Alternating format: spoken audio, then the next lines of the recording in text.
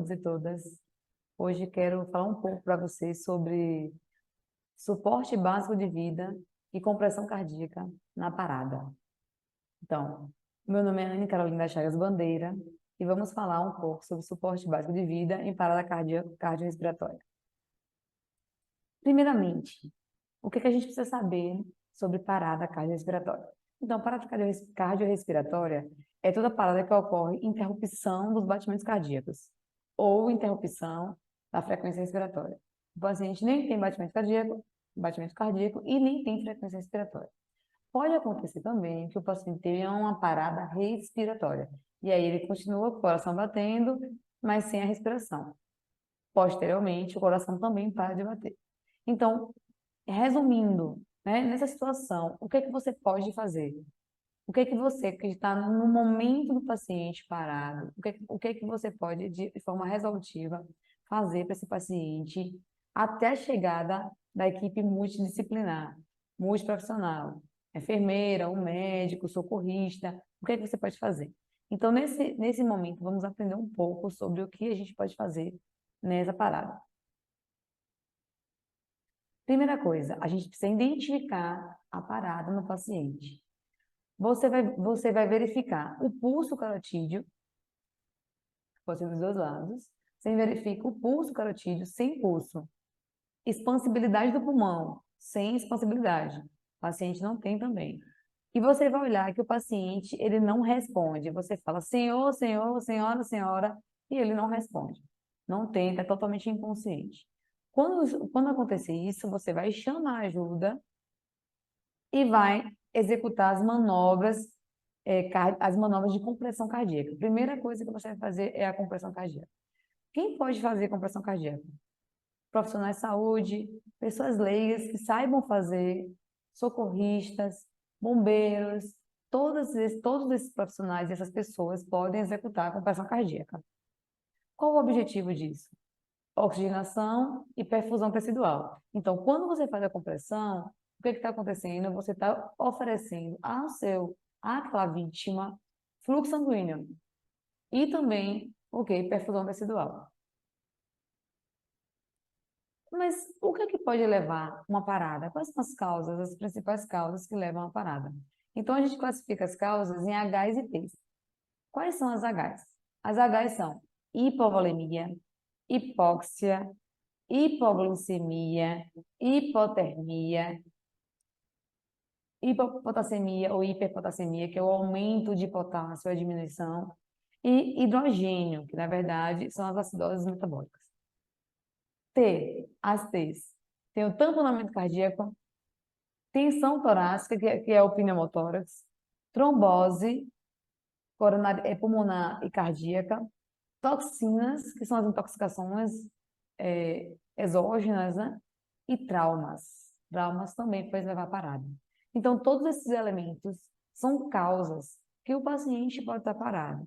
No momento que você estiver fazendo a compressão fora do ambiente hospitalar, a sua prioridade não é se preocupar com as causas. A sua prioridade é realizar uma boa compressão cardíaca. Vamos entender um pouquinho agora da cadeia de sobrevivência da parada cardiorrespiratória. Primeira coisa, você é a primeira pessoa que identificou o paciente, a vítima parada. Se foi você olhou o pulso carotídeo, não tinha pulso, não tinha frequência respiratória, não tinha expansibilidade pulmonar, você chamou o paciente várias vezes e ele não responde. Você liga, certo? Aciona o serviço de emergência. Posteriormente, quando você ligar, imediatamente você vai realizar a compressão cardíaca de alta qualidade. Eu vou ensinar a vocês como é que vocês fazem uma compressão cardíaca de alta qualidade. Vou me aprofundar nesse construto aqui. Posteriormente, se no ambiente que você tiver desfibrilador, é importante que você coloque no paciente, principalmente se tiver duas pessoas para fazer isso. Uma pessoa continua comprimindo e a outra chega com o desfibrilador e aplica o desfibrilador. Ritmos chocáveis, quando desfibrilado de forma precoce, é muito eficiente para o paciente. Quando chegar o serviço médico de urgência, ele vai dar continuidade ao que você está fazendo, você vai passar para eles profissionais mais treinados, e depois vai ter os cuidados pós-parada, quando o paciente voltar da situação. Consequentemente, se você consegue ver uma parada naquele ambiente e você já iniciar a reanimação, já iniciar a desfibrilação, consequentemente, o paciente tem maior chance de sobrevida. E, por fim, recuperação. E quando a gente fala de recuperação na cadeia de sobrevivência, a gente não está falando só de sobrevivência e recuperação para o paciente, mas também se estende aos familiares. Aqui eu trago para vocês na imagem o local correto de colocar a mão, né? Essa região aqui se chama região hipotenar. Então, como é que eu faço para colocar nesse paciente, para fazer a melhor compressão cardíaca? Então, agora a gente vai caminhar naquela compressão cardíaca de alta qualidade que eu falei. O local correto é muito importante, certo? A gente fala que é no terço inferior do externo. Ele está aqui, ó, na imagem. Observe que eu não coloco na altura do mamilo, não faço isso.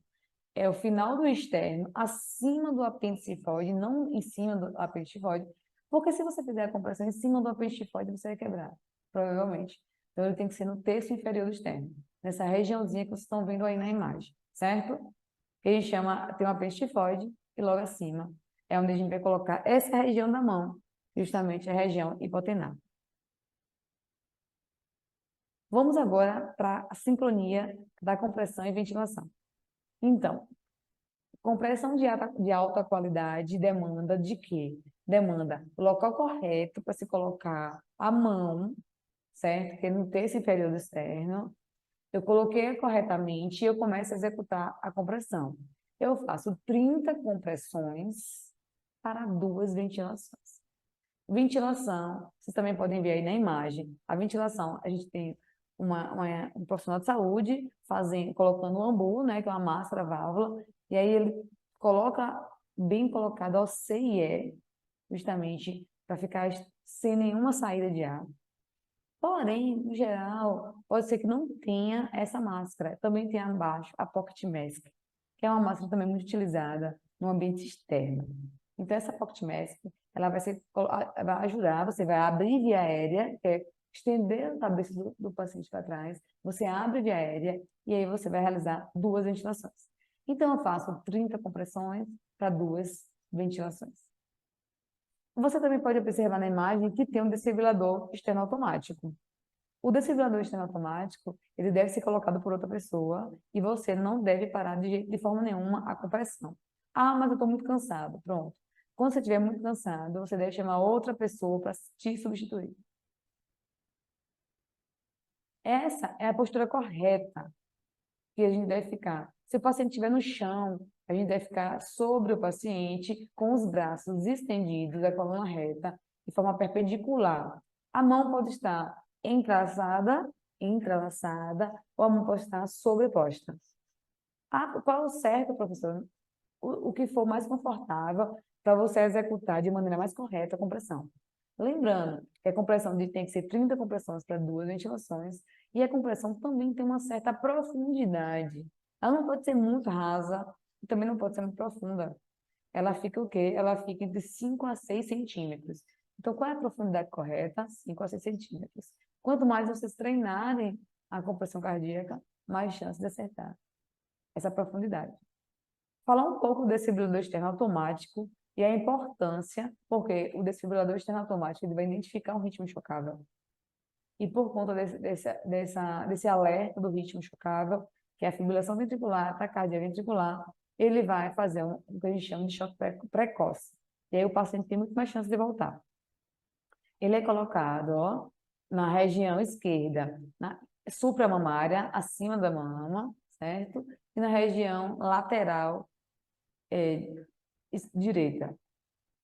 Como está na imagem, a imagem está inversa a mim, então a gente vê que a parte ficou acima, supramamária, na parte direita, e na lateral esquerda ficou a outra parte. Relembrando, o que nós precisamos na parada cardiorrespiratória, muita calma, paciência e técnica. Realizar 30 compressões, 2 ventilações, com a velocidade de 100 a 120 por minuto, Profundidade da compressão, 5 a 6 centímetros, e você vai esperar o serviço médico de urgência chegar. Esperando o serviço médico de urgência chegar, você, consequentemente, esse paciente terá uma sobrevida importante, porque você está gerando oxigenação e perfusão tecidual para o paciente. Até mais.